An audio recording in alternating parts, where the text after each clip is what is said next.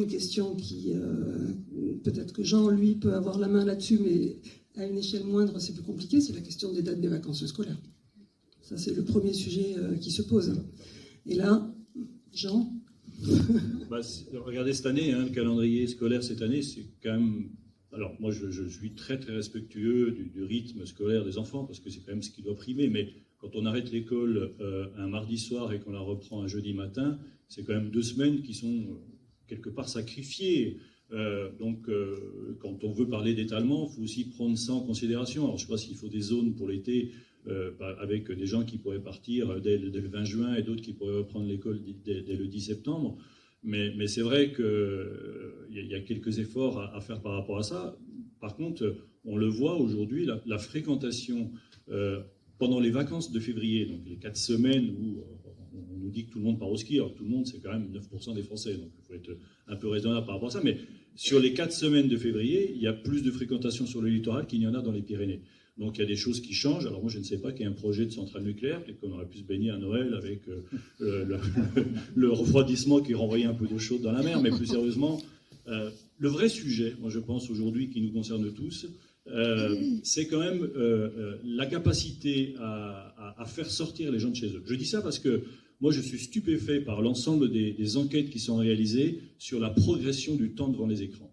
66% du temps libéré, du temps libre des Français, est consacré aux écrans. C'est énorme. Il a été augmenté ce temps sur les écrans de 50% depuis la crise de la Covid. C'est-à-dire que, comme les gens s'ennuyaient chez eux parce qu'ils ne pouvaient pas sortir, ils ont pris l'habitude de se divertir autrement, et ce divertissement, il est venu directement chez eux parce qu'on a facilité la capacité à regarder des films en s'abonnant. C'est pas un sujet neutre parce qu'on a en face de nous, acteurs du tourisme et des loisirs, on a en face de nous des concurrents dont l'objet même et dont la réalité de leur chiffre d'affaires et de leur économie est liée au fait que les gens restent chez eux. Et moi, j'encourage vraiment une réflexion collective pour savoir comment on fait en sorte de faire sortir ces gens de chez eux, parce que c'est ça l'enjeu de la progression de l'économie touristique. Et le train à 1 euro, c'est quand même une aide exceptionnelle que nous fait la région. Moi, j'ai pas de com à faire pour la présidente de région, c'est pas ça, mais mettre 80 000 personnes par week-end, donc 5 fois plus que la normale, parce que le train est quasiment gratuit, ça doit nous interpeller, ça doit nous obliger à faire des offres collectives. C'est tous les premiers week-ends de chaque mois, ça veut dire qu'il faut, avec les ADT, avec les offices, que chaque premier week-end de mois, on ait un programme d'animation, on a un programme d'événements qui fasse en sorte que ce billet de train à 1 euro ne sert pas seulement, même si ça peut aider, à aller manger chez la grand-mère, mais aussi à visiter des sites.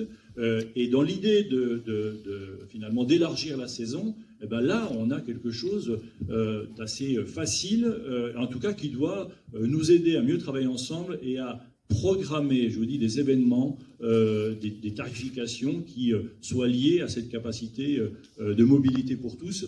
Moi, j'espère qu'on va connecter le train à 1 euro à des billets d'entrée dans des sites touristiques, parce que finalement, c'est ça qui pourrait être super performant en Occitanie.